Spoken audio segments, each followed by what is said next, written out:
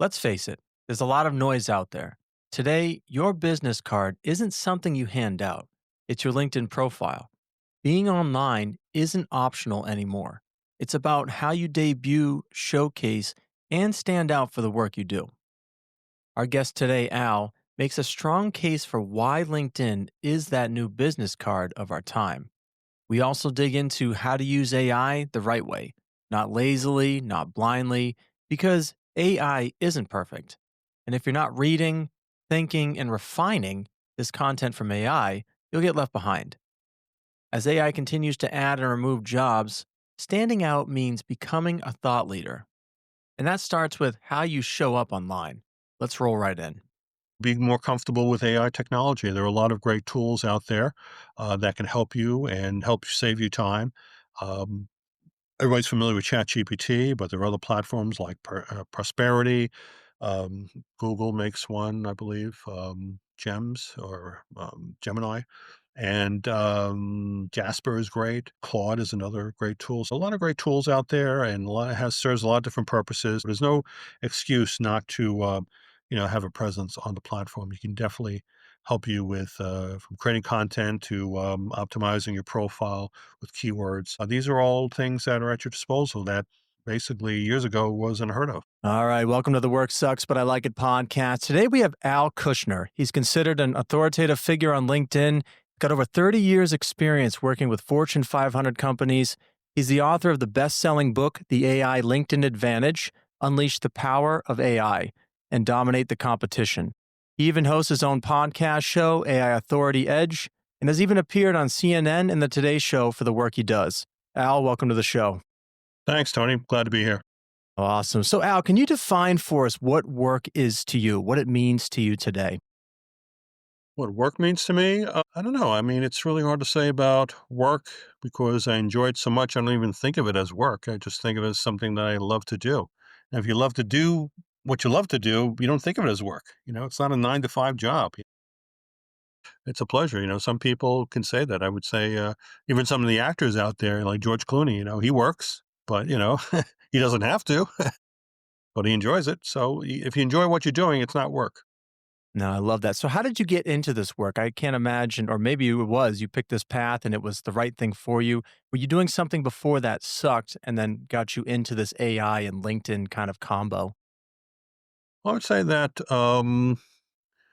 when AI started coming out in the scene several years ago, I was very excited about it because it was a technology that was really new and cutting edge. And I knew that I needed to kind of ride the wave. And I decided to take the plunge. And really had no regrets since then. It's really come about on its own. Kind of like cryptocurrency in a way. Like, yeah, latch onto it, and all of a sudden it's like what $100,000 for one crypto. I guess it's incredible. So I just like embracing technology. So I'm excited about it. So, what do you see with AI? There's a lot of fear sometimes with, AI taking over jobs. You see it sort of like this positive thing. Can you describe how you use AI to your advantage? Well, when it comes to LinkedIn, certainly I use it to help optimize a lot of my clients' profiles. I look for keywords, ideas for content, because content is king on that platform. So you want to provide uh, a robust range of content, whether it's for articles, for newsletters, or scripts or videos. AI is definitely a technology that could help tremendously. So when you working with clients, like I guess walk us through how you use AI to improve someone's, LinkedIn, if you will. Well, first, I would take a look at the profile and kind of understand what they're trying to accomplish. Are they looking for a job or are they looking to get more clientele? And then we really do a revamp on their profile by getting some recent headshots, taking a look at the background image, and also ideas for creating articles and content to become a thought leader. Because the fact is that people are using LinkedIn more and more nowadays to research on who they're connecting with. Business cards nowadays don't really work that well. Most people use it. Back in the day, it was great, but now they look at your QR code, go right to your LinkedIn website and then the profile. And if it's not up to their standards, they leave. They move on to the next. And if you're in a competitive situation, your competition is definitely going to get an edge over you if you are not paying attention to optimizing your profile. So you need to stand out, and AI can help you do that. So, how do you stand out in an online world today? It's like a sea of noise to me, as to some extent. Everyone's online trying to say, "Look at me, look at what I'm doing." How do you stand out on LinkedIn?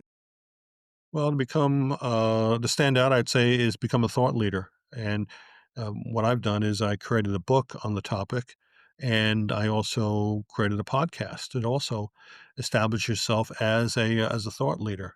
And I also found that getting recommendations, third party endorsements are crucial. I mean, for example, have you looked at your profile lately, Anthony? And what's the last recommendation you got? Probably not in the detail that you would look at it. You and a lot of other people out there, their recommendations were do over 10, 15 years ago, and it's, really shocking, to see.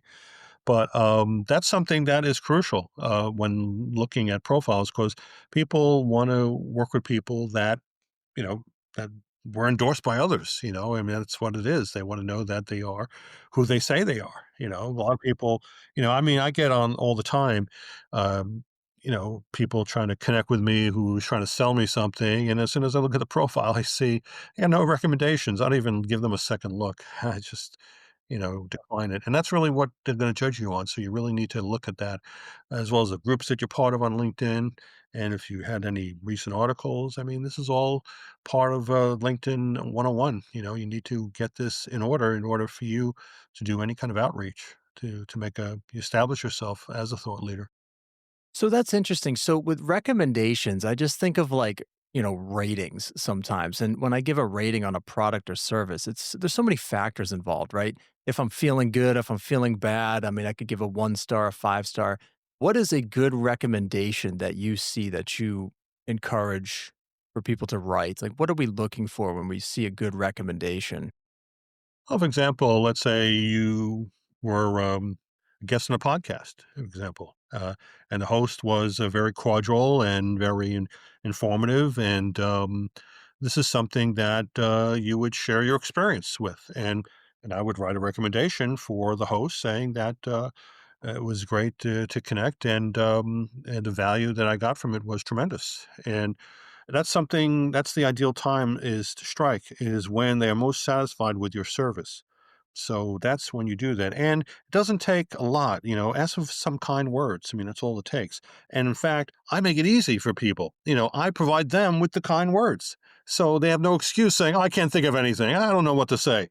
I provide it for them. In fact, they love that. When you provide them that information, all they do is just go ahead and just copy and paste. That's it. That's all it Do takes. you use AI for that, or is that coming straight from you, or what do you recommend for AI with that? I do both. I mean, I use AI to come up with a brilliant recommendation. And I put my own spin on it, to make it sound authentic. And I share that. And it's incredible how it works. I mean, it's amazing how that tool helps create a recommendation, more than just a few words, but two, three paragraphs of how this person made a difference in your life. I mean, that really can make a difference of you getting the business. Because what's great about the recommendations is that you can actually have it featured on your feature section in your profile, which is only on close to the top of your profile. So it's not all the way down, which it is currently recommendations. But if you put in your feature section, well, all of a sudden that can make a difference of you getting business, because there's a third party that's saying that you are who you say you are. That's a great little tip. Thank you. So, one of the things we try to do on the show is what I'll say solve the work life balance equation if it can be solved. And one of the things with technology that I keep thinking about is it's a tool, right? So, you're suggesting that, which I like, have a strong LinkedIn profile. I guess, with people that don't have that strong LinkedIn profile, they're immediately viewed as not doing good work. I guess that, like, to me, is kind of, it can be misleading, it can be leading. Can you just, I guess, walk us through, I guess, trying to figure out my sort of question here of, we have this online presence. Does it really represent the offline activity, if you will? Hopefully it does, but I'm just curious your thoughts on it, especially with AI.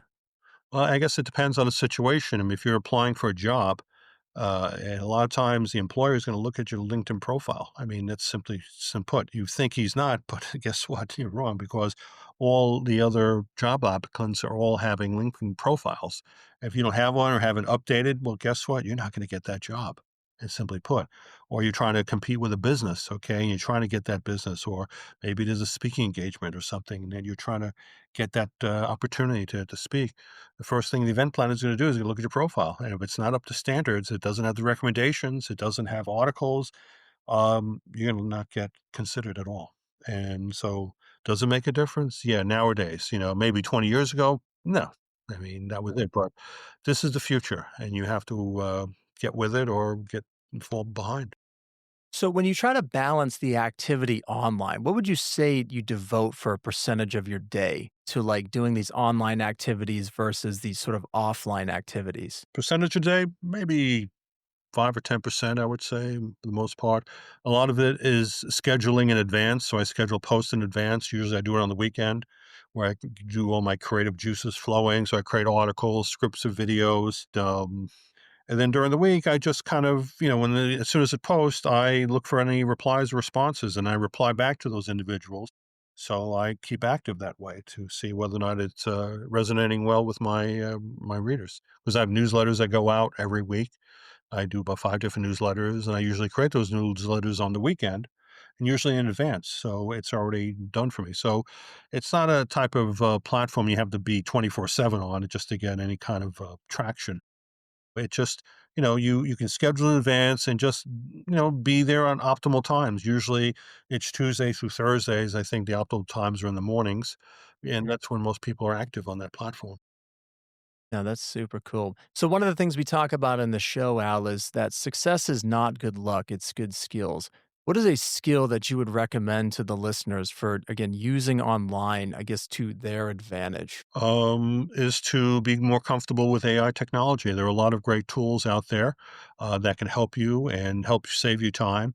Um, Everybody's familiar with ChatGPT, but there are other platforms like Prosperity. Um, Google makes one, I believe, Gems or Gemini, and Jasper is great. Claude is another great tool. So there are a lot of great tools out there, and a lot has serves a lot of different purposes. So there's no excuse not to, have a presence on the platform. You can definitely help you with from creating content to optimizing your profile with keywords. These are all things that are at your disposal that basically years ago was unheard of. Mm. So, how do you filter all, I guess, the skill of like filtering all this online information, right? There's so much to look at, different, AI platforms. Like, how do you know what to look at, what is right, what to pick, what to do? Well, you have to just read up on what's happening in the industry, the changes. Whether you subscribe to newsletters, listen to podcasts. That's what I do all the time, and I make my car a university on wheels. I'm always listening to audiobooks and other things that are really educating me. So there's no reason why you can't learn things that are available because you have so many resources that you can turn to that was unheard of years ago. I mean, it's incredible. Just out of curiosity, what's your audiobook you're listening to now?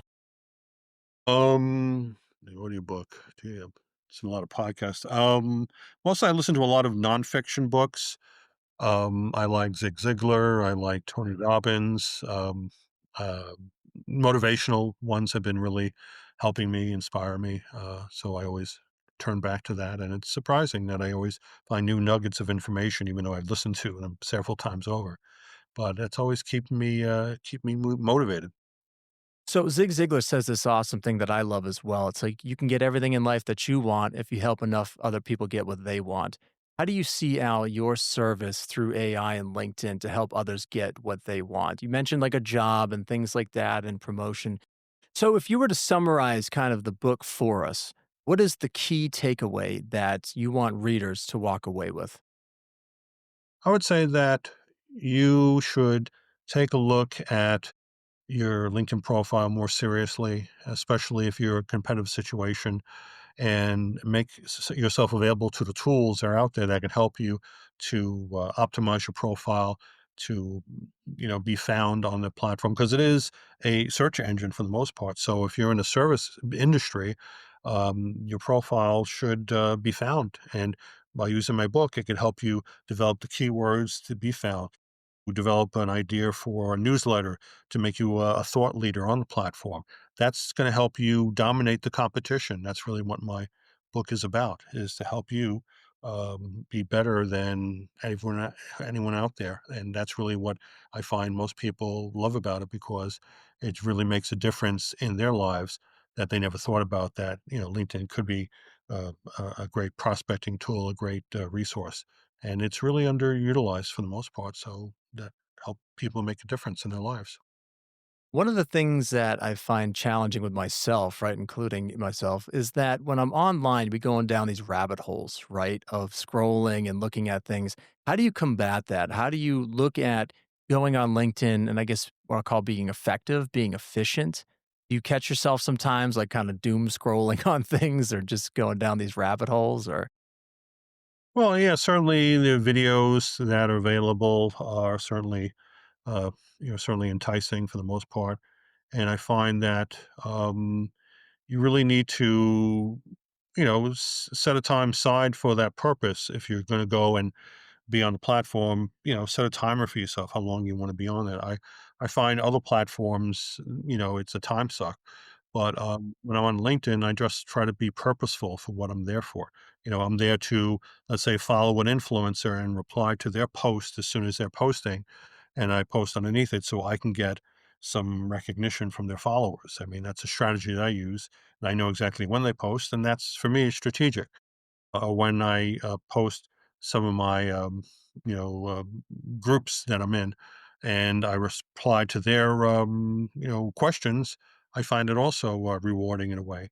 But for the most part, I don't really dwell on the platform and stick around because I have other things to do in my life besides that. So I develop a certain amount of time and be structured in a way. I know that every week I have to produce a newsletter, but I do that on the weekend and I schedule that in advance so it frees up my time.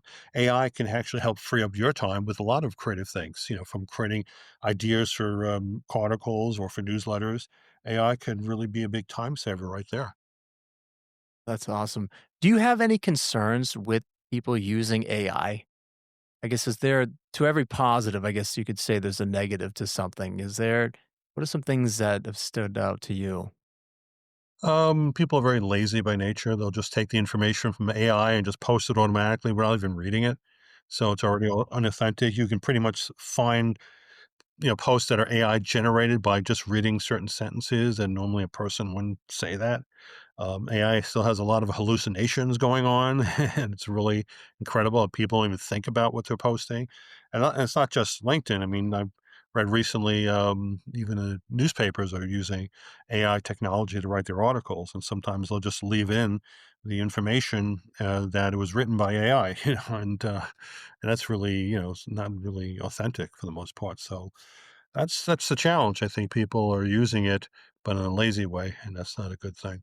So how do you properly cite AI as a resource? Like how do you yeah, how do you properly do you give it citation? Do you go further into the actual sources or what do you do?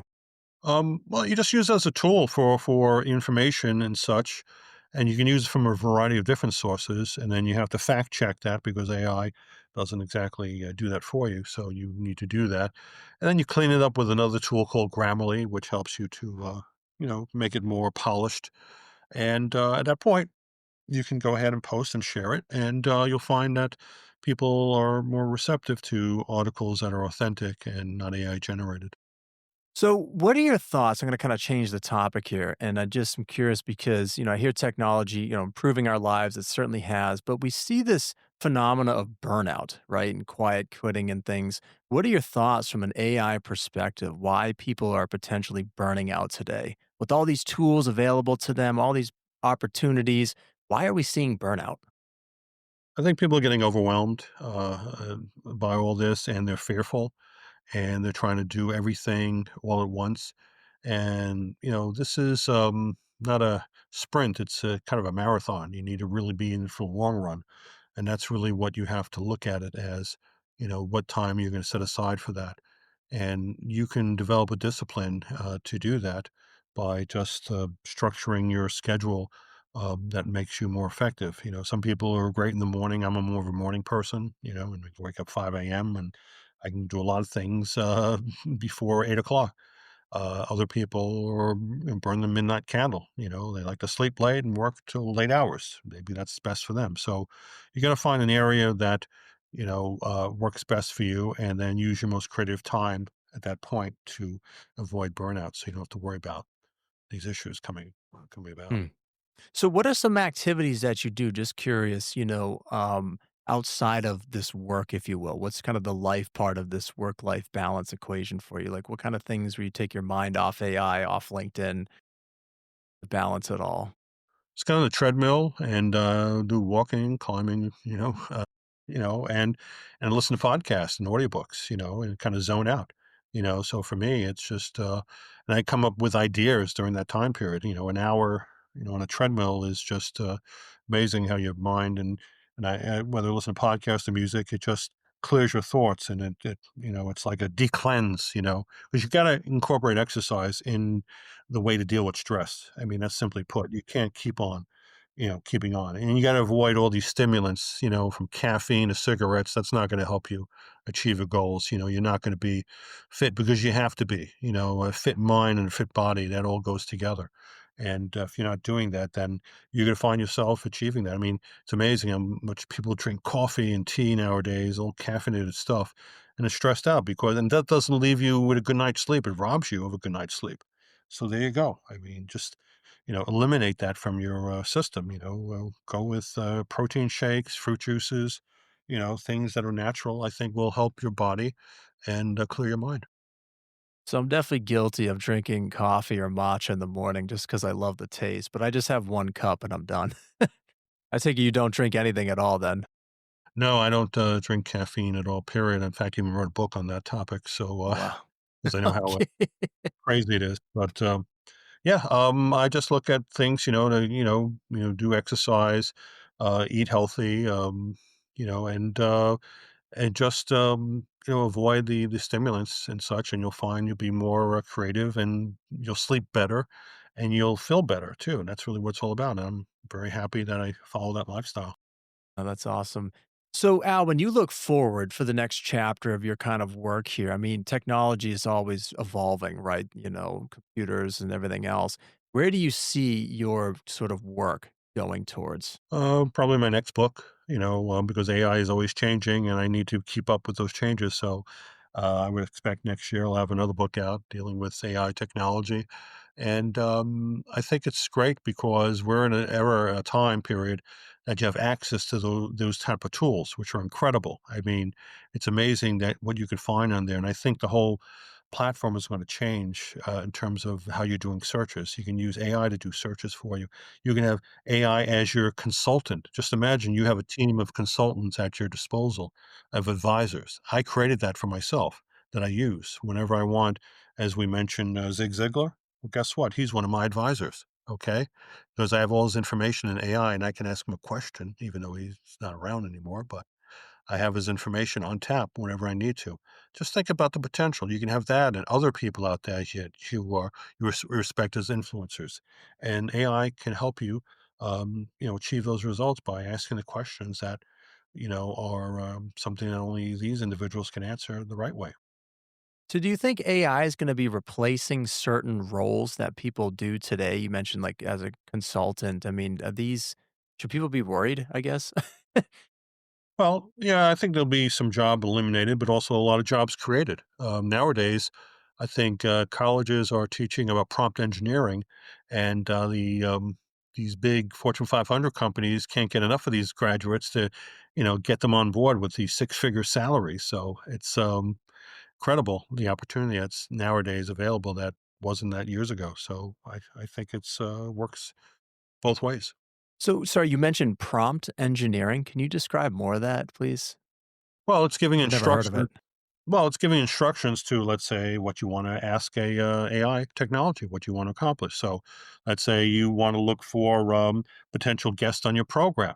um, an AI engineer would create the exact questions to ask to extract the right information so you could find candidates for your podcast or sponsors for your podcast who would be ideal that or would support your program.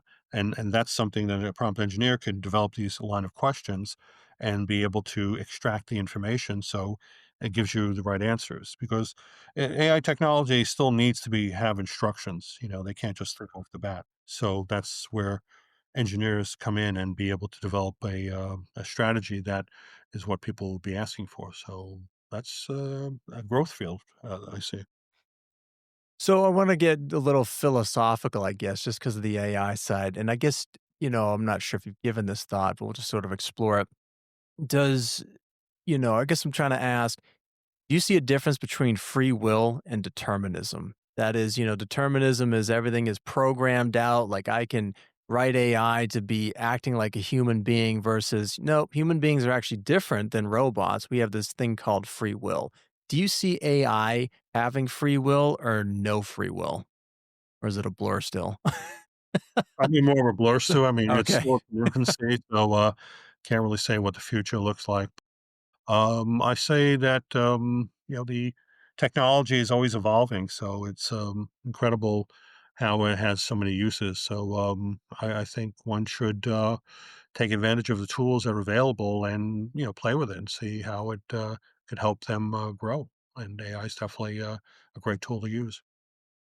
Do you find that, like, with AI that it strengthens somebody's ability to think, or does it replace that sort of skill of theirs to think, or does it enhance it? I guess, can you share more about that? Well, for me, when I created AI agents, I am able to tap into resources that normally would cost me thousands of dollars. And that's something that is incredible.